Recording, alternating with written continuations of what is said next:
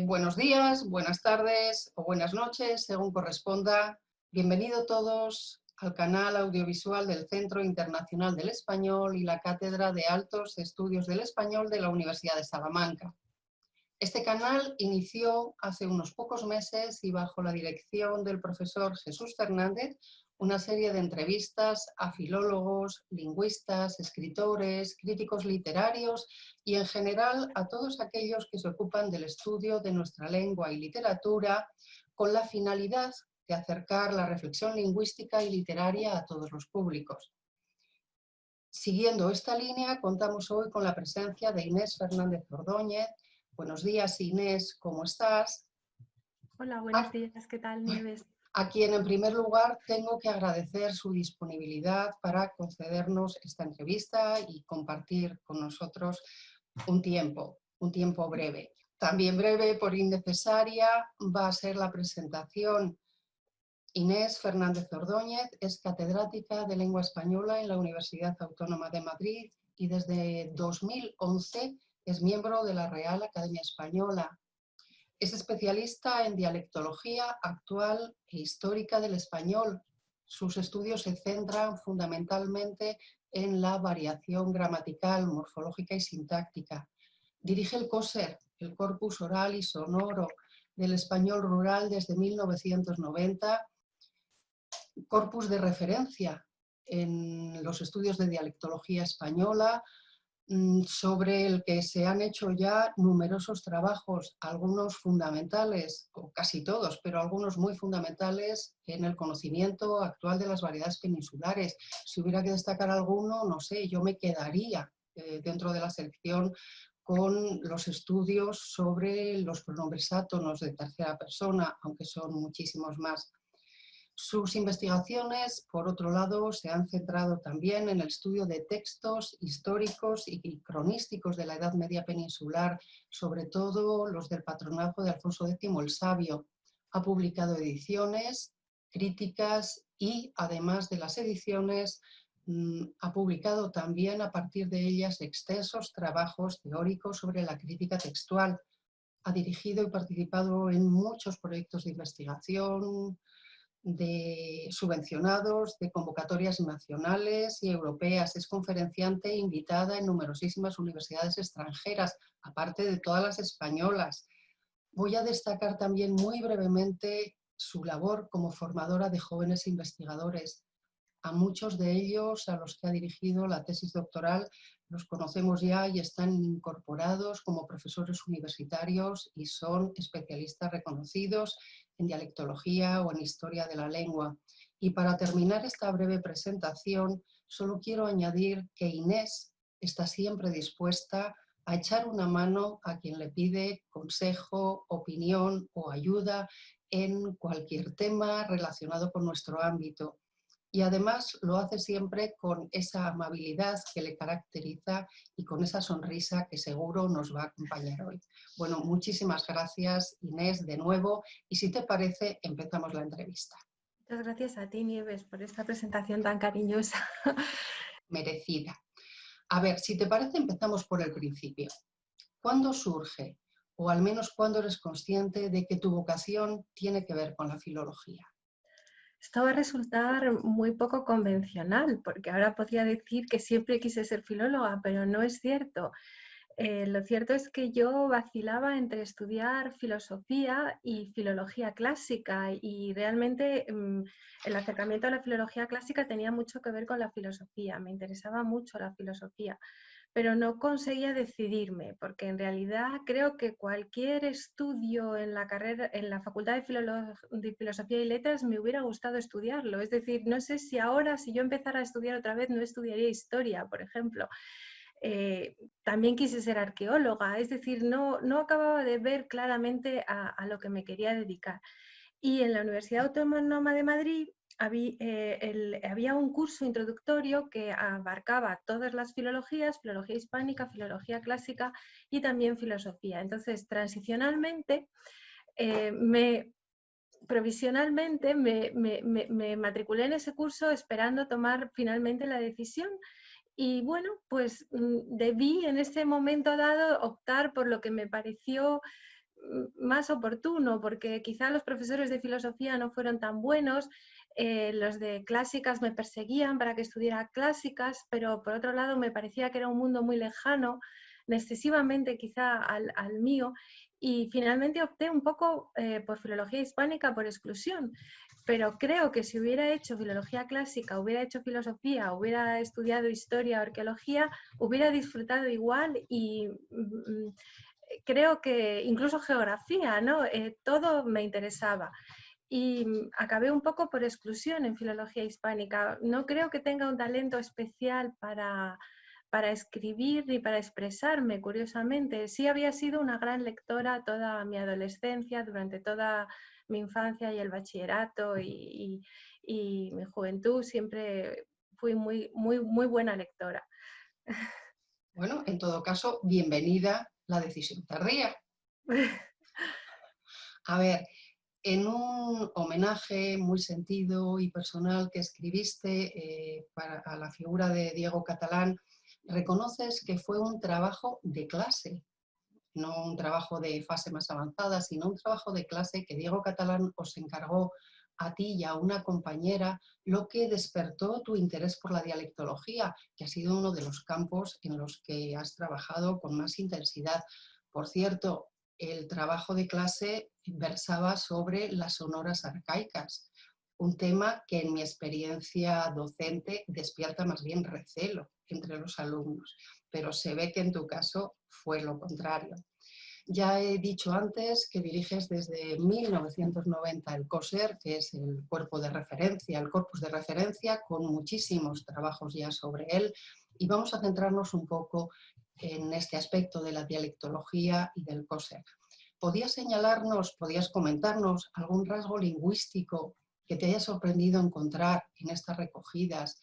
Pues no sé, bien porque se considerara arcaico y que ya no debía documentarse, bien porque ha aparecido en otras zonas en las que creíamos que se encontraba o por algún otro motivo, alguna sorpresa. Pues bueno, en su momento me sorprendió mucho la extensión del neutro de materia, que se suponía que solo existía en Asturias y Cantabria. Y bueno, se había mencionado algo por otros investigadores, pero no con la extensión que encontramos en las encuestas. Un rasgo que sí me sorprendió mucho fue el uso de cuantificadores femeninos concordados con nombres de materia en Cantabria, ¿no? Esto de mucha trabajo, este tipo de poca vino, esto me resultó completamente extraño. Luego encontré que Ralph Penny lo había documentado en su estudio sobre el habla de Vega de Paz, pero realmente lo encontramos en un ámbito un poquito más amplio, ¿no? Y que se daba ahí, era un micro rasgo y un rasgo realmente extraño, ¿no? Que tiene una explicación un poco difícil, solo si pensamos que mucho mucha o poca funciona casi como un adverbio, es como se puede entender, ¿no? Y luego tiene algunos paralelismos románicos en el napolitano y en algunos dialectos del italiano. Es quizá un resto del antiguo neutro plural latino, no lo sabemos, ¿no? Ese es un rasgo que me ha interesado y creo que no he podido explicar bien, ¿no? Porque es realmente extraño, ¿eh? Es realmente raro. Sí, la verdad es que la lectura del artículo donde expones el rasgo es al menos sorprendente. Es Sí, decir, eso sí, es una sorpresa para cualquier lector. sí, es un rasgo raro que había sido descrito puntualmente por Penny y bueno, y se ve que afecta a todo tipo de cuantificadores, siempre con nombres de materia, incluso a veces y con nombres abstractos interpretados como no contables y también con infinitivos. Es una cosa curiosa, es extraño. Muy interesante. A propósito del COSER, ¿qué ha supuesto para ti personal y profesionalmente el conocimiento de las variedades, pero también de las gentes del medio rural español? Pues es una pregunta que daría para hablar casi una hora, pero no sé, digamos que en lo personal, siempre cuando voy con alumnos al campo, y son todos alumnos urbanos, como yo he sido urbana toda mi vida, ¿no? Y llegas al campo tienes una sorpresa, ¿no? Y es una sorpresa humana.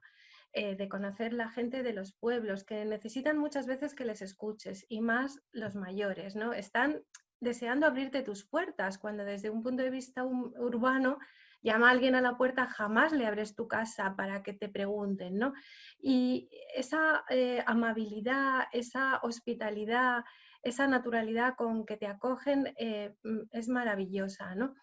Luego también he podido un poco conocer la realidad social de España, ¿no? Nada tiene que ver el mundo de Castilla, donde hay pequeños propietarios rurales y donde la vida era muy dura, porque el trabajo rural, agrícola, antes de que estuviera mecanizado, era realmente duro, era un trabajo de esclavos.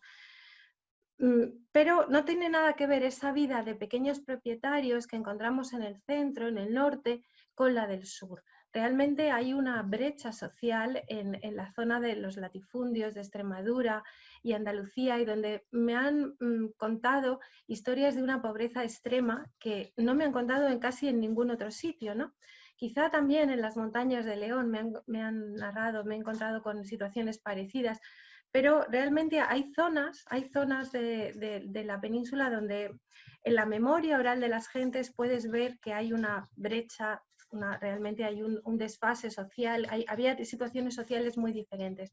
No tenía nada que ver el mundo rural del empleado o el del que trabajaba en un cortijo, en un latifundio, ¿no? De la persona que vivía allí, con un pequeño propietario castellano que tenía sus tierras y sí, vivía pobremente, pero con otra dignidad. Bueno, pues parece que esa aportación personal del recorrido por la España rural también es importante y ha dejado una huella más allá de lo lingüístico.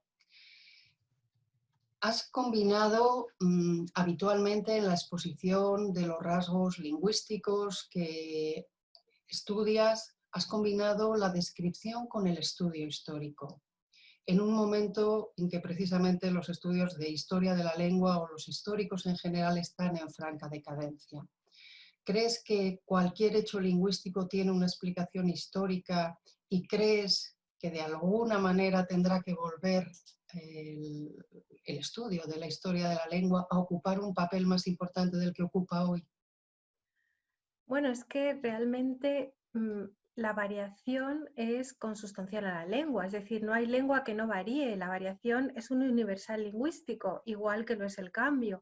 Y en la variación sincrónica encontramos el origen del cambio histórico, por tanto, al hacer lingüística sincrónica estamos también haciendo lingüística histórica, y desde luego cualquier situación actual tiene unas raíces históricas, sean históricas desde un punto de vista cercano, desde un punto de vista más lejano. Por tanto, no creo que se pueda hacer una lingüística plena si prescindimos de la variación ni prescindimos de la historia. Totalmente de acuerdo. Otro tema relacionado con las variedades lingüísticas. De vez en cuando saltan noticias en los medios de comunicación, por ejemplo, en las redes sociales o, más sorprendentemente, incluso en el aula, con valoraciones negativas o despectivas de algunas de las variedades lingüísticas, encarnadas en las hablas de personajes públicos, políticos, presentadores, actores, etc. ¿Qué opinión te merecen, aunque la imagino, y sobre todo, qué podríamos o deberíamos hacer desde la filología para combatir estas consideraciones? Realmente cualquier variedad lingüística es merecedora de respeto, igual que cualquier persona es merecedora de respeto. El problema de estas burlas es que asocian el valor negativo o poco prestigioso que tienen esos grupos sociales en la sociedad y lo asocian a la variedad lingüística. Deberíamos pensar que no habría que tener valoraciones negativas de ningún colectivo humano y por tanto tampoco de su forma de hablar. Esta es la realidad y todos son merecedores de respeto. Por tanto, deberíamos pensar que igual que todos somos iguales ante la ley, todos merecemos respeto, pues todas las formas de hablar merecen respeto, ¿no? Lo que sucede es que a veces se mezclan las valoraciones sociales sobre colectivos con la valoración sobre la forma en que esos colectivos hablan, y por lo general suele suceder con aquellos colectivos que son menos favorecidos desde el punto de vista social, por desgracia, ¿no? Cambiamos de tema, dejamos el tema de la variación lingüística, que nos podía llevar mucho más rato, pero vamos a tocar algún otro. Como ya he dicho antes, es también muy conocida y reconocida tu labor con los textos medievales y el estudio de los textos históricos, especialmente los relacionados con el patronazgo de Alfonso X el Sabio, una figura a la que tradicionalmente se ha dado una grandísima importancia en la historia de nuestra lengua. ¿Tú crees que todavía hoy se mantienen algunos mitos, por ejemplo, en libros o en conferencias en torno al rey y a su obra? Te hago 2 o 3 preguntas que casi van a poderse contestar en hilo. ¿Crees que en los últimos años se ha revisado desde un punto de vista crítico suficientemente la tarea lingüística del rey? ¿Y podrías explicar para los no filólogos muy brevemente qué papel consideras que realmente ha sido relevante para el devenir del castellano en la figura de Alfonso X? Y bueno, son 3 preguntas encadenadas y bastante amplias. Vamos a ver, la revisión crítica de la figura. Bueno, ¿se mantiene? No, la primera era si se mantienen o no se mantienen Hay mitos. Bueno, mitos. por ejemplo, dentro de los historiadores no lingüistas, no filólogos, se mantiene el mito de que la actividad política de Alfonso no tuvo nada que ver con la actividad cultural, es decir, que era un rey con veleidades de intelectual. Y por tanto, no se ve, no se entiende claramente que toda la actividad cultural que promovió el rey en realidad era parte de su práctica política, de sus ideas políticas y del proyecto que tenía de renovación del reino.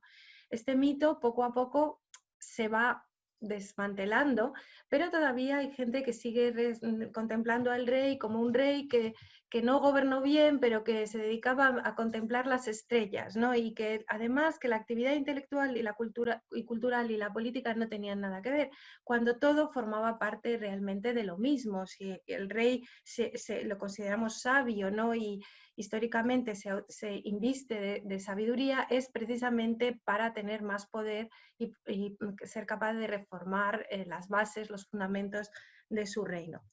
Entre los filólogos, el mito que hemos conocido es que el rey funda el castellano o que comienza el castellano o que comienza una codificación que llamaríamos hoy o normativización al estilo moderno como la que pueda realizar, por ejemplo, actualmente la Real Academia. Hoy sabemos que no es así, ¿no? El rey sabio nunca impuso normas ni creó códigos metalingüísticos para establecer preferencias sobre unos usos sobre otros, sino que lo característico de su producción lingüística más bien es la variedad, ¿no? Hay ciertas formas que son comunes, pero justamente muchas de ellas luego en la lengua posterior se olvidan. Por tanto, no hay una uniformidad lingüística en la producción ni de la Cancillería ni de los códices alfonsíes. Hay algunas constantes, pero no sabemos desde luego que fueran respuesta de una intervención explícita, de una codificación reflexiva. Por tanto, ¿por qué es importante la labor del rey sabio? La labor del rey sabio sobre todo tiene que ver con lo que hoy llamamos en los procesos de estandarización de las lenguas capacitación o normalización. Es decir, al utilizar el castellano en contextos en los que antes nunca se había utilizado, en campos, en ámbitos de conocimiento que antes estaban reservados al latín, él aumentó, ¿no?, las capacidades expresivas de la lengua, tanto en cuestiones léxicas, terminológicas como sintácticas.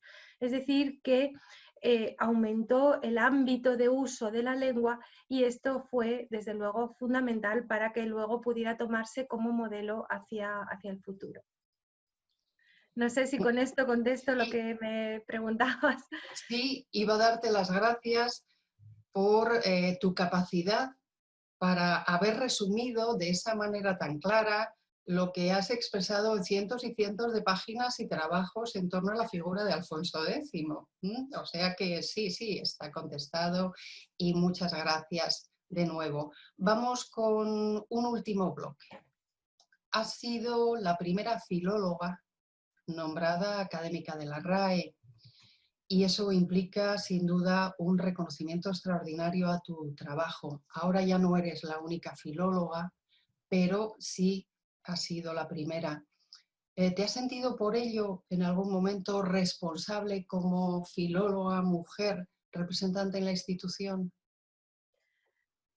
Un poco Impli- sí, porque bueno, es un reconocimiento que fue, creo yo, desmedido y afortunadamente, bueno, está siendo hoy, digamos, compensado con que otras filólogas se han ido incorporando y esperemos que se incorporen en el futuro. Sí, tuve cierta responsabilidad. Siempre recuerdo las palabras que me dijo María Soledad de Andrés, una filóloga que había trabajado y colaborado mucho con Rafael Lapesa, ¿no? Colabora en la edición de la Crestomatía del español medieval, colaboró con Diego Catalán en la edición de la Crónica de 1344 y sus palabras fueron: por fin hemos dejado de ser invisibles, ¿no? Ahí realmente sí sentí el peso de la responsabilidad y es verdad, somos muchas, somos la mayoría de los estudiantes, la mayoría de los profesores de enseñanza media y ahora casi en nuestra disciplina, en la lengua española y en la literatura española, creo que podemos ser aproximadamente la mitad, ¿no? Y sin embargo esa representación en la institución que vela por la codificación del español no es proporcional. Por tanto, sí, ahí sí que sentí una responsabilidad de que las filólogas eran visibles a través de mi persona y afortunadamente ya no soy la única y espero que esto pueda mejorar y aumentar la cuota, o no la cuota, la proporción de mujeres dentro de la institución. ¿Cuál es tu trabajo? ¿Cuáles son las tareas habituales tuyas en la academia o las más frecuentes? Bueno, todos los académicos participamos en las comisiones. Hay comisiones especializadas en distintos ámbitos de conocimiento. En las que yo he participado son las comisiones de cultura, que tratan vocabulario relacionado con la cultura. Y en general es un vocabulario muy genérico que usamos todos. Entonces, en estas comisiones se reúnen un conjunto de académicos, en torno a unos 5 o 7 académicos, y se van examinando las propuestas tanto que llegan desde la calle, es decir, palabras a través de hay una vía de comunicación de la Real Academia con el público, con los hablantes, y envían propuestas. Dicen, bueno, pues he observado que esta palabra no está en el diccionario, ¿no? Entonces esa palabra se estudia, se documenta y la propuesta de definición, la primera la hace el Instituto de Lexicografía y luego se revisa y se aprueba o no se aprueba, se ve en las comisiones en estas comisiones. Una vez que esa palabra ha sido revisada o sea, hay una propuesta de definición en firme, esa definición se envía a las academias americanas para que den su visto bueno e indiquen si en sus países se utiliza la palabra de la misma manera y finalmente cuando ya regresa desde América se incluye en el diccionario, ¿no? Que antes había que esperar cada 10 años más o menos para contar con una nueva edición del diccionario, pero como ahora la consulta es fundamentalmente digital, pues hay una actualización anual que normalmente se realiza en el mes de diciembre con todas las palabras, con todas las acepciones, voces que se han modificado o incorporado a lo largo del año. También he participado en la comisión de gramática, en la revisión del glosario de términos gramaticales, que fue publicado precisamente por la Universidad de Salamanca y cuyo ponente era Ignacio Bosque, que es un glosario, creo yo, muy útil para los profesores de enseñanza media, pero también para los profesores universitarios sobre los conceptos gramaticales que hoy se utilizan en la lingüística actual, en la lingüística moderna. Y he participado también en otras comisiones y, por supuesto, en los plenos que se reúnen los jueves. Bueno, por tanto, una tarea amplia de distintos aspectos y desde luego práctica, muy práctica. A ver, es relativamente habitual encontrar en los medios de comunicación entrevistas que te hacen, lo cual habla en tu favor porque estás siempre dispuesta a dar tu opinión, incluso sobre temas que son un poco conflictivos. Lo siento, pero casi es una pregunta obligada.